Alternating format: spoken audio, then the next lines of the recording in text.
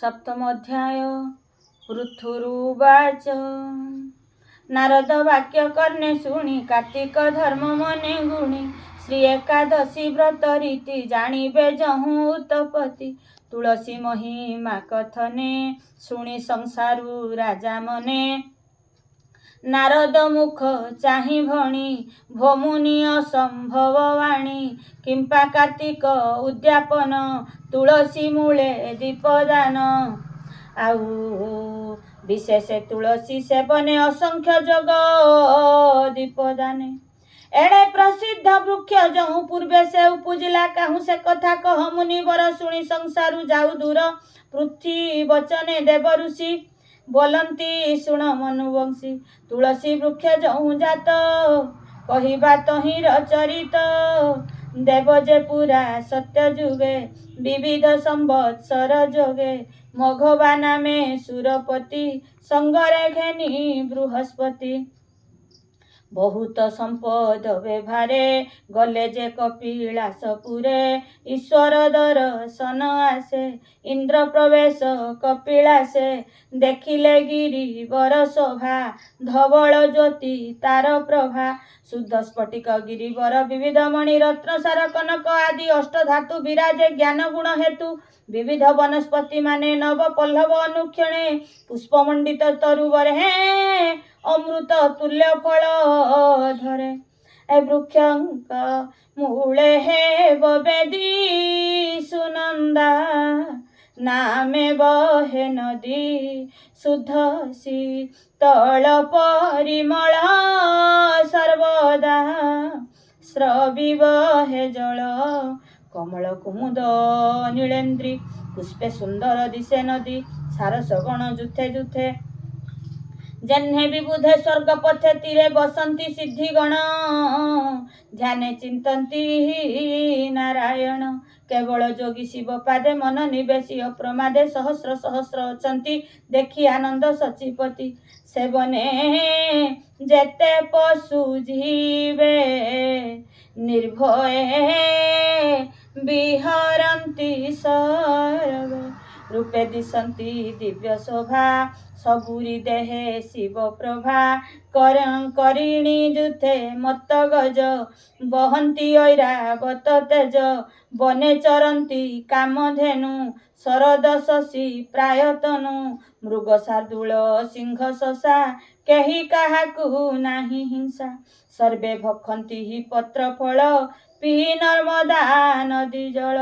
सुकृतवंत सर्व जीवे ज्ञान निर्गुण मति सर्वे शिव आश्रमे महातेज देखि विचारे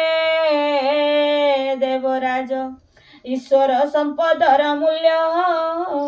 तिनि भुवने नाही तुल्य वन पर्वत एड़े शोभा किबा सुंदर सुर प्रभा केमंते देखिबा लोचने बुझिबा शंकर दर्शने एते विचारी तहु चली ईश्वर सिंह द्वारे मिली बासव आगमन जानी द्वारे बसिले शूल पाणी बासव गर्भ विनाशने शिव विचार कले मने ए निज स्वरूप गोप्य करी माया मनुष्य रूप धरी जरा अवस्था तनु क्षीण मलिन वस्त्र वेशहीन अधवदने द्वारे बसी इंद्रता सन्निधे प्रवेशी हे वृद्ध नर पुछु तते द्वारे बसीछ कि निमंते काले तो प्राय तनु देखी तुकी भक्ति भिक्षुक निरिमा आखि जाचक वृत्ते अछु आसी किय बा शिवपुर वासी जेबे शंकर गणे तुही कह ईश्वर छंती काहीं आंभे आंभर पुर राजा देखिबु शंकर गिरिजा केमंते शोभा शिवपुर ईश्वर संपद व्यवहार देखई तो करियछु साध जहा पछारु कह वृद्ध बासव हेमंत वचने शिव हरंती मने मने इंद्र को न देले उत्तर पुणी पुछई सुनासीर तुकी बधीर जन बड़ जड़ जन पुछिले न कहु वचन आंभे अमर पुर राजा देखिबु शंकर गिरिजा तू केउ गर्भे आसी अछु कह कथा न कहु आंभे पुछु एमन्ते वासव वचने शंकर कर्कश लोचन इंद्र को चाही मने कपि किंचिते वष्टे दंत चापी देखी क्रोध रे सर सुरपति घेनिले कुलिश सकति राज गुणे सची नाहा रुद्र को पचारिले ताहा से वज्र रुद्र कंठे पड़ी सुभिला जन्ने घड़घड़ी अंगे न भेदी दश देवसर उपाड़ी पड़िला भूमिर ईश्वर कंठे वज्र बाजी अनल जात हेला गर्जी कंठ दिशिला कृष्ण वर्ण निज स्वरूपे त्रिलोचन बासव आगे हेले उभा विराजे अंग ज्योतिर्प्रभा मणिकुंडल फणिहार देखि कंपई सुनासीर अनल तेजे भय पाई लुचिला गुरु पछे जाई इंद्र रक्षणे बृहस्पति शिवंकु चाही कले स्तुति बृहस्पति उवाच कपाळे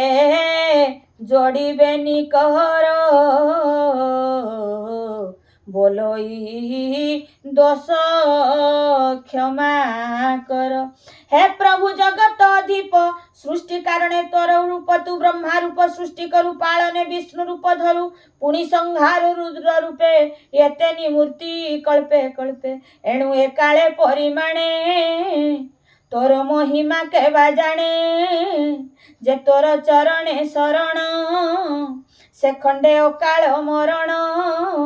अशेष विपत्ति ऋतरे जे नित्य तव नाम धरे तू देव देव महादेव सर्वमंगल सदा जीव प्राणी को सुगति दायक नम नमस्ते त्र्यंबक अंधकरी पुत्री पुरारी नम विरूप रूप धारी तोर महिमा गोचर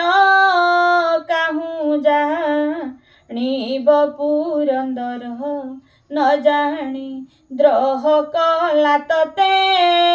बेकम पई भय चिते तुझे वे न करिबु त्राही आउर क्षकछि काहीं करुणा कर तो महिमा इंद्र अपराध कर क्षमा सेवक हेले अपराधी तू प्रभु करुणा बारिधि आंबे सकल सुर गण तोर सेवक निश्चय जान प्रसन्न होई दया कर जीवने बतु सुनासिर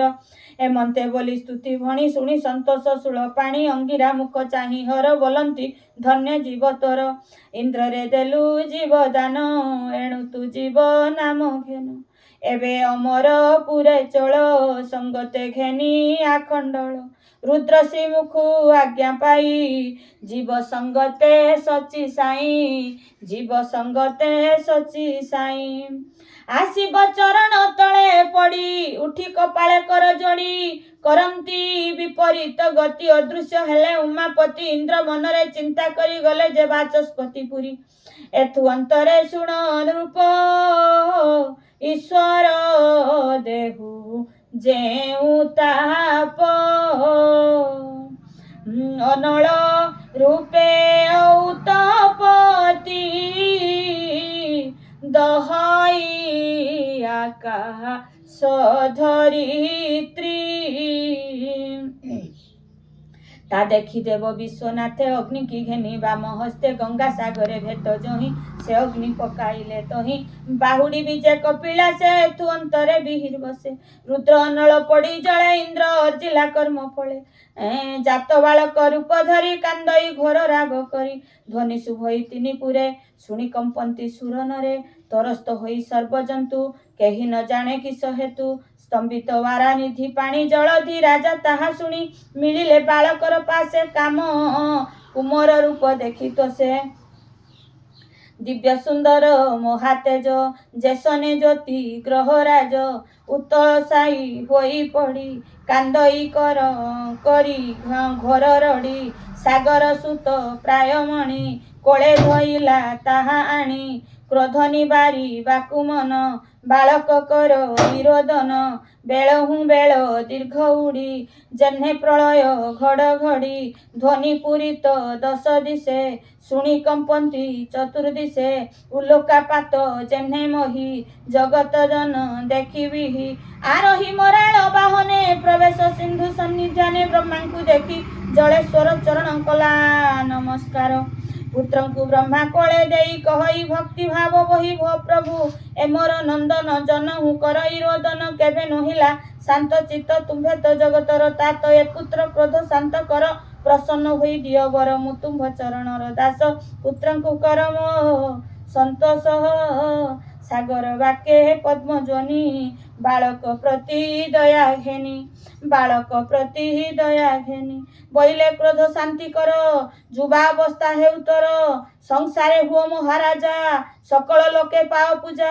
ଇଚ୍ଛାରେ ଭୋଗ କର ମୋହି ତତେ ଜିଅନ୍ତା ନହୁଁ କେହି ଜଳୁ ଯେ ହେଲୁ ଅବତାର ନାମ ତ ହେଉ ଜଳନ୍ଧର ଏମନ୍ତ ବିହି ବାକ୍ୟ ବୋଧ କୁମର ଶାନ୍ତି କଲା କ୍ରୋଧ ଯୁବା ଶରୀର ତତ କ୍ଷଣେ ନମଇ ବିଧାତା ଚରଣେ କପାଳେ ଯୋଡ଼ିବେନି କର ଭୋଲୋଇ ଶୁଣ ବେଦବର ତୁମ୍ଭେ ମାନେ ସେ ଏକା ଜଣେ ମତେ ସମର୍ପି ମନ୍ତ୍ରୀପଣେ ସେ ମତେ କହୁ ରାଜନୀତି ଯେବେ ପ୍ରସନ୍ନ ବେଦପତି ସାଗର ସୁତ ବାକ୍ୟ ବିହି ଚିନ୍ତିଲେ ଶୁକ୍ର ମୁନି ତହିଁ ତକ୍ଷଣେ ବ୍ରହ୍ମାଙ୍କ ଅଗ୍ରତ ଆସି ମିଳିଲେ ଭୃଗୁ ସୁତ ଚରଣେ କଲେ ନମସ୍କାର କଲ୍ୟାଣ କରି ବେଦବର ବୋଲନ୍ତି ଶୁଣ ଶୁକ୍ରଜତି ତୁଜେ ସକଳ ଗୁଣେ ଖ୍ୟାତି ସିନ୍ଧୁ ସୁତ ତୁ ଜଳନ୍ଧର ମର୍ତ୍ତ୍ୟମଣ୍ଡଳେ ରାଜା କର ମନ୍ତ୍ରୀ ତୁ ଥିବୁ ଏହା ତୁଲେ ଏମନ୍ତେ କହିବିହି ଗଲେ ବ୍ରହ୍ମ ଲୋକରେ ପରବେଶ ନମଇ ମହାଦେବ ଦାସ ଏଣୁ ବ୍ରହ୍ମା ଉତ୍ପତ୍ତି ଯହୁଁ ତାଙ୍କ ଚରଣେ ଚିତ୍ତ ରହୁ ତାଙ୍କ ଚରଣେ ଚିତ୍ତ ରହୁ ତାଙ୍କ ଚରଣେ ଚିତ୍ତ ରହୁ ଇତିସି ପଦ୍ମପୁରାଣେ ଉତ୍ତରଖଣ୍ଡେ କାର୍ତ୍ତିକ ମହାତ୍ମ୍ये ଜଳନ୍ଧର ଉତ୍ପତ୍ତି कथने ब्रह्मा वरदाने नाम सप्तम अध्याय।